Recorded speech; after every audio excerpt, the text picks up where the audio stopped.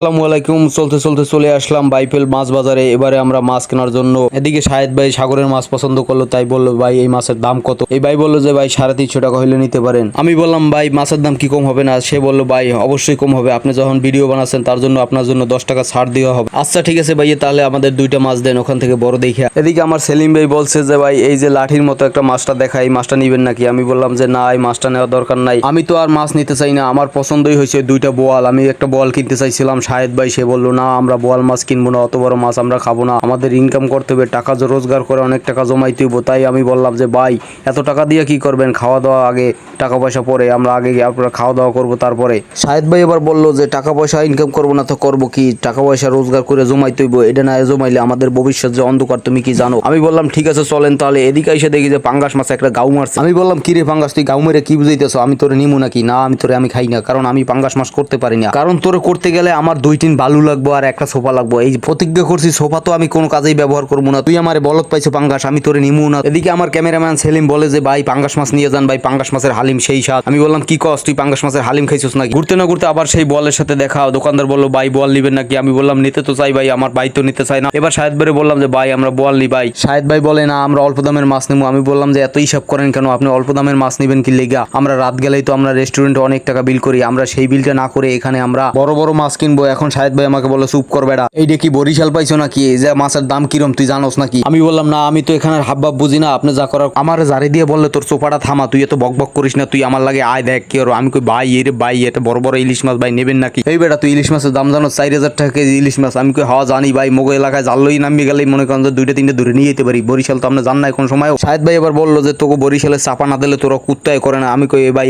কথাবার্তা ভালো করে কন, আমি কিন্তু আইতে যাবো ইন্ডিয়া। শাহেদ ভাই বললো তাহলে যা, তুই আমার পিস পিস আবি না। আমি কই না ভাই এবার মতো আপনার ক্ষমা করে দিলাম। এদিকে সেলিম আবার কয় আকামের লালু অত ফডর ফডর না করে পিস পিস আইডিয়া সোজা, আবার এদিক ওদিক তাকাস না। আমি বললাম পিছনে ভাই 2টা আইরমেস ফেলাই এসে লিবেন নাকি? কয় কথা কইস না, এদিকে আয় তুই। কি ভাই পেঁয়াজের দাম কত চাইতেছে আপনি জিগাইছেন নাকি? কয় হ্যাঁ জিগাইছিলাম ভাই, 270 টাকা পাল্লা চাইতেছে। আমি কই ভাই এত দাম চান কি লিগা? কয় ভাই এখন পেঁয়াজের দাম এরকমই ভাই, আপনি নিলে নেন না নিলে জানগা। আমি কই না ভাই আপনার পেঁয়াজ তো নেওয়া যাইবে না। এদিকে আরেক ভাই বললা ভাই আপনি ভিডিও বানাইতেছেন নাকি? আমি কইছি হ্যাঁ ভাই আমি ভিডিও বানাইতেছি। কয় ভিডিও বানাইলে ভাই এটা 400 টাকা পাল্লা দেওয়া লাগবে। আমি কইলাম কি ভাই ভিডিও বানাই এলে 400 টাকা পাল্লা দেওয়া লাগবে, 370 টাকা আপনি চাইছেন। আমি শাহেদ ভাই বললো থাক তাহলে আমরা পেঁয়াজ নিবো না ভাই, চলে যাই। এখানে এসে বললাম ভাই পেঁয়াজ কত বেচেন? 270 টাকা পাল্লা ভাই। আমি বললাম তাহলে ভাই এক পাল্লা আমাদের পেঁয়াজ দেন। বলে ভাই ভিডিও বানাচ্ছেন নাকি? আমি কই হ্যাঁ ভাই ভিডিও বানাচ্ছি। কয় ভিডিও বানাইলে ভাই 300 টাকা পাল্লা নিতে হবে। আমি কই কি কোন ভাই 300 টাকা পাল্লা কেন? দোকানদার বললো ভিডিও বানাই টাকা ইনকাম করবেন সেটা আমি জানি না। আমি বললাম ভাই এই দোকানদার কিন্তু ফটকা, এখানে কিন্তু পেঁয়াজ কেনা যাবে না, আপনার চলেন ওদিক জায়গা। শাহেদ ভাই বললো না পেঁয়াজ নিতে হবে। আমি বললাম তাহলে কি করবেন করেন, যা করা করেন, আমি কিন্তু ভালো লাগতেছে না এই বাজারের ভিতরে। এই বাজারের মানুষ কিন্তু সব ছেঁচড়া কোয়ালিটি। ভিডিওটা ভালো লাগলো অবশ্যই একটা শেয়ার, একটা লাইক, একটা কমেন্ট করে যাবেন। ধন্যবাদ।